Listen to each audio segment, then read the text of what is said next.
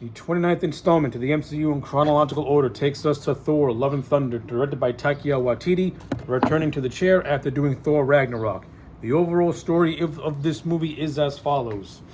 Thor must team up with Valkyrie and Jane Foster, who now has the powers of Thor, and they must go up against the threat of Gore the God Butcher, a being who has made it his vow to slay and kill all the gods after they pretty much abandoned him and left him and his daughter to die. So yeah, that is the overall premise of Thor: Love and Thunder. Let's go over it. Now, when this movie was first released, this thing came out last summer, it got a lot of hate, and for good reason. Thor: Love and Thunder took all the good elements of Thor: Ragnarok, and it just overexposed them to the point where you're watching a movie that basically plays out as a self-parody.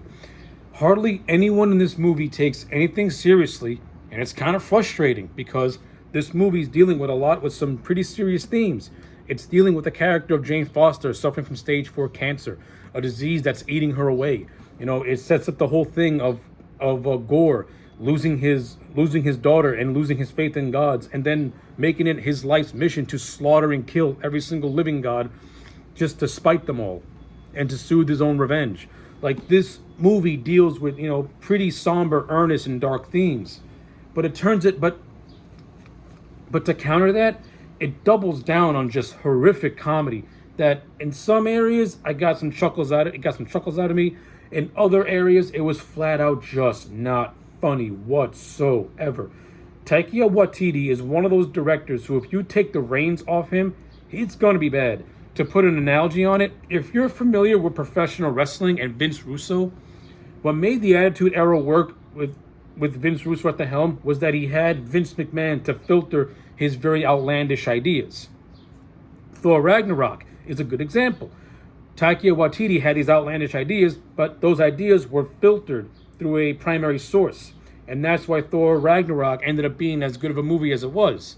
Now, when you give him too much control and you don't filter him, you get a mess called Thor: Love and Thunder, in which it's a complete tonal mess. It doesn't know if it wants to take itself seriously. It doesn't know if it wants to be one long, boring joke. Hence, why Taika Waititi is the Vince Russo of the is now the Vince Russo of the MCU. He's somebody who needs to be filtered in order for him to put out a quality movie. So with all that being said, let's talk about Thor: Love and Thunder. Listen, at the end of the day, I think this movie is very middle of the road. I do not hate it. I don't overly like it either. It's just there for me. There's some aspects of this movie that I actually did like. There are some ideas that it set up that I thought could be intriguing, but the execution was all off. To me, watching Thor: Love and Thunder is like Taika Waititi taking all the bad elements of Thor: Ragnarok and amplifying them, and taking all the good elements and de-emphasizing them, if that makes any sense. Pretty much for Thor: Love and Thunder, this movie deals with stuff like Jane Foster suffering from cancer. It deals with the idea of this father losing his daughter and losing his faith in the gods, and then making it his mission to slay every single god just out of pure revenge. Like, this movie had some dark themes that were presented and set up. It sets up the idea of gods not really caring for the people who worship them. These are ideas. These are things that I actually like that the movie set up. By Taika Waititi just goes about interpreting them in a completely jokey fashion. He wasn't kidding when he said he was going to take his mythos and just piss all over it. That man whipped out his schlong and pissed all over Thor's mythos by turning it into a complete and utter joke. And listen, I don't even hate Taika Waititi as a filmmaker. I like Jojo Rabbit and I like Thor: Ragnarok. I just didn't care for this one. This movie should have been more of an extension of the better elements of Thor: Ragnarok, instead of being a self-parody of Thor: Ragnarok. Like, to me, a lot of the scenes that were supposed to be taken seriously in this movie, it almost feels like Taika Waititi is putting them in the movie out of arbitration. It's more along the lines of, he wants to make one big giant parody movie, but he has to put serious scenes in there just because it's a studio mandate and you got to hit these certain beats. It's like these serious scenes to me have no passion, and he's just coasting the waters of what he did in Ragnarok with the serious scenes in this movie. Hence why they feel out of place in a lot of areas. And not only that, you kind of get performances that reflect that. As much as I like Chris Hemsworth as the character of Thor, This time around, his portrayal of Thor is more jokier than it ever was, and I didn't like it whatsoever. There are certain scenes where he takes it seriously, and then there are certain scenes where it's played for too many laughs, and it's to the point where these laughs kind of undercut some dramatic tensions, and they undercut scenes that are meant to be heroic and inspirational, and it gets undercut by a bad joke. It's like, to me, you can almost see the frustration in Chris Hemsworth, where he's trying to be a more badass version of Thor, but he keeps having to do these really bad jokes. And that's not to say Chris Hemsworth is not a funny actor, because he is. The man is naturally charismatic, and he's very, very talented. And I do like him as the character of Thor. And I think Thor Ragnarok best utilized his talents as both a serious actor and with his comedic talents. That was a good blend. This movie leans more into the comedic aspect of Thor, and I just don't like seeing that. I don't like seeing Thor being this joke of a character. I like seeing Thor as an earnest character that has comedic elements to him. That's the Thor that I like. And again, there are certain scenes where I thought Thor was really badass. Like, I like the interactions he has with Thor the God Butcher, and I'll give Chris Hemsworth credit. He does he does do a good job at displaying the menace that Gore does possess, and I enjoyed all that. I enjoyed that aspect of Thor in this movie. I actually like the scene where he's fanboying out to Zeus where he's fanboying out to Zeus when they go to Omnipotent City. I thought that was actually legitimately funny, and it actually makes sense because Zeus is the original god of thunder from Greek lore. So Thor idolizing him makes perfect sense to me. I like that. I don't like how Taika Waititi had Russell Crowe portray Zeus. I thought that was absolutely dog shit. But what are you gonna do? You can't fight City Hall. You know, Taika Waititi just wants to piss all over your mythos and make you want to hate the character of Thor because he hates the character of Thor, apparently. The supporting cast that surrounds Chris Hemsworth, they're fine for what they are. We get the return of Natalie Portman as Jane Foster. I'll give the movie credit. They didn't double down all the way on the whole Lady Thor aspect. Like, they didn't turn Thor into a dummy in order to make Lady Thor better. But at the same time, you do get those moments where Lady Thor is outclassing Thor in battle, and that should not be happening because Thor is more battle trained than Jane Foster is. Just because Jane has a little hammer, that doesn't mean she's automatically this battle-tested veteran. I mean, the movie didn't do a good job at showing the arrogance of Jane as Thor and how she can be in over her head as the character. It's like her being in Thor form just gave her fake CGI muscles and a hammer that can fly. That's basically it. I don't get the sense of Jane taking the powers for granted at all, which I think would have been a more interesting wrinkle to her character, and actually would have propelled Thor to be more or less like a mentor to Jane, who now has these powers, and he teaches her how to handle these godlike powers, and she becomes more respectful of these godlike powers. We don't get that because that'd be too interesting, and you can't have men teaching women how to use power apparently in this day and age, which is a crock of garbage. It could be the other way around, but you can't do it that way, which doesn't make no sense to me. But performance-wise, I thought Natalie Portman, she was fine in the role. Portman and Hemsworth have decent chemistry going back to the first Thor movie and Dark World as Thor and Jane. I don't think their relationship is the greatest out of all of the MCU, but it's one of the better ones, I'll say. The idea of Jane suffering from cancer goes back to the comic books and what initially got her the powers of Thor. There are certain scenes where the movie plays it up I'll give the movie credit. A lot of people say that they made a joke out of her suffering from cancer, and there are certain scenes where they did get too jokey with it, but there are also certain scenes where they dialed down on the joke and they did take it seriously for the most part. But that really doesn't happen until the third act, where you get this really good scene in the hospital where Thor is pretty much confessing that, you know, he wants to spend whatever moments he can with Jane, and that Jane wielding the damn hammer, in his words, is what's killing her faster than the cancer is. See, scenes like that where they're more earnest and the comedy is dialed down, that's what this movie should have been more about. That hospital scene in this movie. Instead, it's not. It's too just. Taika Waititi forgot how to balance the cosmic silliness and the serious tone, and it's a shame because this movie is just frustratingly full of potential that you never get to see fully realized. I really illustrated it how I felt about how Jane Foster should have ultimately been handled in this movie. Instead, it's the exact opposite. You have the character of Valkyrie, who played by Tessa Thompson. You can tell Tessa Thompson does not want to be here, and it shows in her performance. Like, this woman could give less of a shit being in this movie. And if you don't want to be in this movie, then just go away. We don't want you here. You're just gonna bring everyone down. That's with you. And not only that, Valkyrie doesn't even have any standout scenes. At least in Thor Ragnarok, she was fun to watch, and she had a cool scene when she dubbed her Asgardian garb again. In this movie, she feels bored, and watching her is boring. Hell, half the time I forget that she's in this movie. That's how bored she is. You have Taika Waititi reprising his role as the character of Korg. In Thor Ragnarok, I like the character of Korg. In this one, Korg got kind of annoying in a lot of areas. The whole gimmick of him telling a story to a bunch of kids about Thor and then about Lady Thor at the end, it was kind of okay. It wasn't really funny. The whole idea of Korg being gay and him kind of having two gay fathers. Why do I care about a rock monster being gay? You're a rock monster. I don't care. Destroy shit. That's all I care about. Yeah. And, Korg had some decent moments here and there, but ultimately I didn't really care. That's the shoot. The whole thing of Omnipotent City being like Mount Olympus. This part of the movie was the most frustrating for me. Was the introduction of Zeus.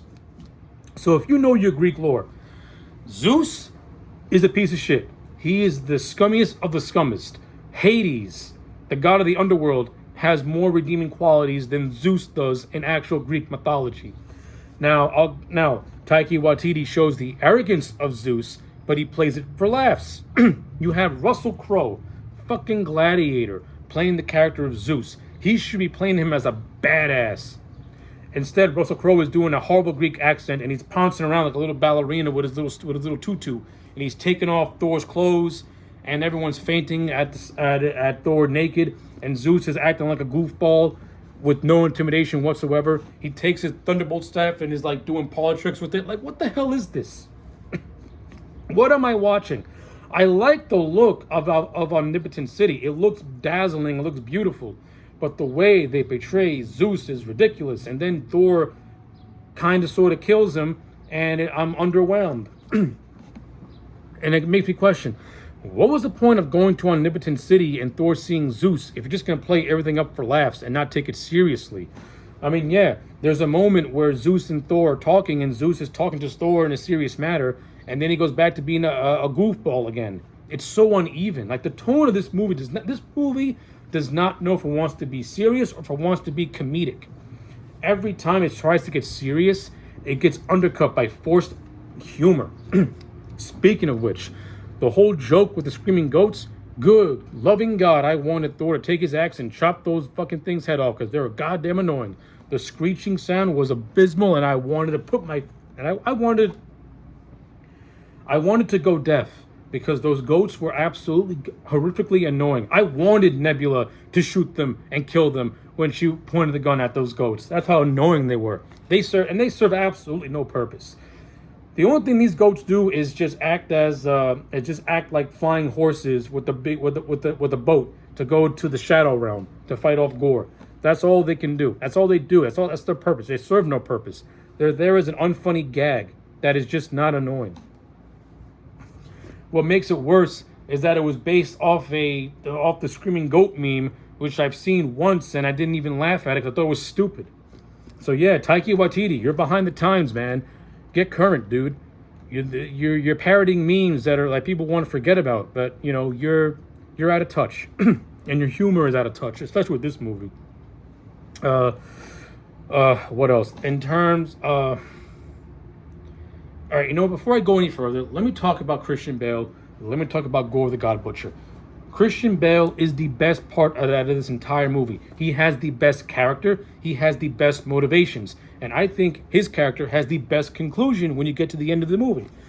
Basically, the movie starts off with Gore praying to his God. So pretty much this movie starts off with Gore and his daughter, Love, pretty much in poverty on the brink of death.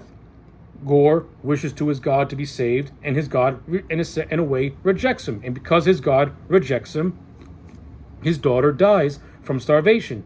When Gore goes to confront his god basically says that the only thing that Gore is good for is just to worship him and nothing more. Other than that, the gods have no interest in helping those who serve them. And because of this mystical sword known as the Necro Sword attaches itself to Gore, and it gives him the power to kill and slay all the gods. And I like this motivation. This is where the more somber and more darker elements of the story come from.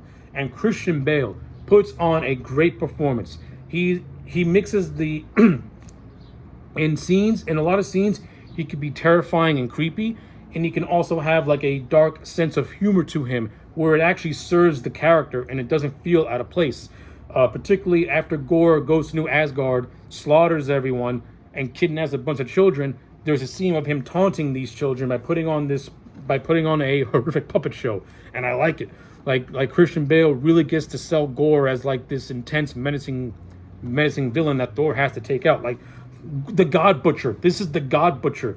This should be the villain to end all villains, the toughest challenge Thor's ever had to face, because he's facing a being who legitimately has the power to kill him, and we're to the point where he's never going to come back. And when Thor and Gore have their interactions, I do appreciate that Waititi actually played it straight for the most part. He dials down on the jokey elements and actually heightens up the tension. In contrast, when we see Gore, we see him in this thing called the Shadow Realm, where it's all bleak, it's all black and white, it's all grim. Juxtapose that to the omnipotent city, which is bright and very colorful and very hopeful. And if the movie was actually creatively smart, you could have made nice parallels between Omnipotent City and the Shadow Realm and Zeus and Gore. But that's too much. Thinking that Waititi has to do, because he'd rather make unfunny jokes instead of telling a good story where you can actually parallel certain characters in their journeys. Because in an essence, I feel more for the character of Gore than I do for the character of Zeus, and I wouldn't have minded if Gore killed Zeus. It would have been a nice thing. It would have been a nice thing to see, because this version of Zeus was a clown and not the dickhead that he normally is. But anyway, I like the look of the Shadow Realm. I like the bleakness of it. I like how it only adds to the character of Gore, especially when you get to the third act, where everything goes down, and it's actually a Lady Thor who defeats Gore, which I'm not really overly thrilled with. It should have been Thor who defeats him, but they end up going to this thing called Eternity, and Eternity gives you the chance to grant wishes and things like that. In essence, Thor gives Gore the chance to either kill him or to bring his daughter back. Thor, basically, the whole running theme of this movie is that the whole running thing of this movie is love, and how a feeling like love can make you feel many type of ways. That's the running theme for this movie.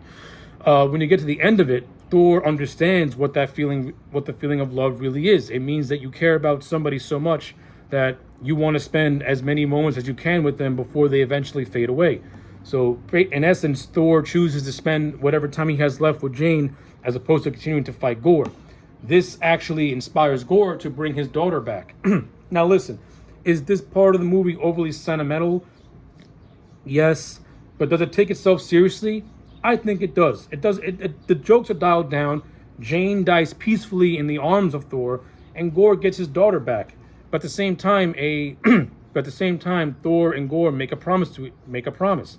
Thor promises to pretty much watch Gore's daughter and treat her like his own. Hence, how the title "Love and Thunder" comes into play, because love is the name of Gore's daughter, and Thor is the god of thunder. So okay, whatever. That's it. That is what it is. So in terms of that aspect, okay, it was fine. So, sorry, man. I got my throat's really dry. So like, in terms of how that ties into Gore's character arc and his character journey, I like it, because essentially he redeems himself at the end of the movie after doing all these horrific things. the humanity of Gore still, shines through, and he's able to have his last remaining moments with his daughter, with his love, with his daughter and his love. And I like it. It's a nice send off to the character of Gore. He has a nice character arc. I wish this movie would have had more scenes of Gore interacting with Thor, and just we get to, and also I want to know more about Gore. Hell, I would have liked to have seen Gore actually killing some gods. We see him kill one god, and that's it. We have a scene where Thor travels to a realm to meet up with Lady Sif. Yes, Jamie Alexander returns as Lady Sif, and as usual, she's underutilized. And they turn what could have been a nice scene into a fucking joke, a very unfunny joke. It's the whole thing of if you die in battle, you go to Valhalla to live with the gods.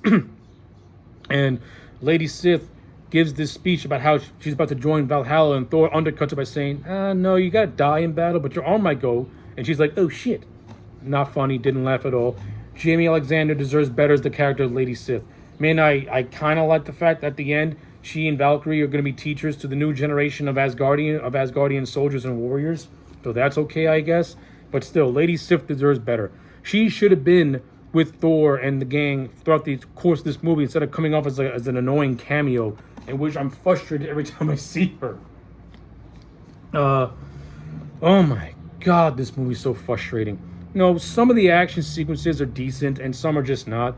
Some of the scenes, the majority of the scenes I like are the ones that feature Thor taking on the God Butcher. Like, I like the God Butcher's invasion of New Asgard, leading up to him kidnapping the children. I thought that was pretty cool. We also got to ask the first introduction of Lady Thor, and Thor seeing Jane for the first time in years. So that was nice for the most part. I overall love the look of the Shadow Realm and what goes down in the Shadow Realm. I'm of two minds of the third act. In some aspects, I like the action of it. In other aspects, I don't really care for Lady Thor being the one that stops Gore. This is Thor's movie, not Jane's movie. Why does Jane gotta get the final shot? And then the movie overly hypes up Jane as being the savior of the universe, and it's really fucking forced. It's really forced and downright ridiculous as to how much Waititi undercut the character of Thor by giving pretty much all his cool moments to his copycat, in a sense. Yeah, not a fan of that whatsoever. And like I said, I already said my piece on how Zeus, the god of all gods, is treated like a joke who should have been treated like a threat.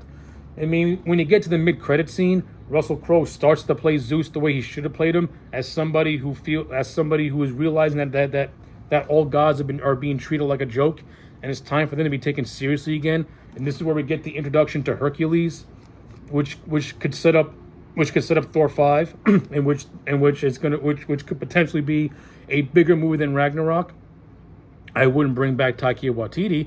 I'd bring back Kenneth Branagh and dial down the comedic aspects and heighten up the more somberness of it all. But that's just me personally. And then you get the post-credit scene of Jane going to Valhalla to meet Heimdall, which was okay. Nice seeing Idris Elba.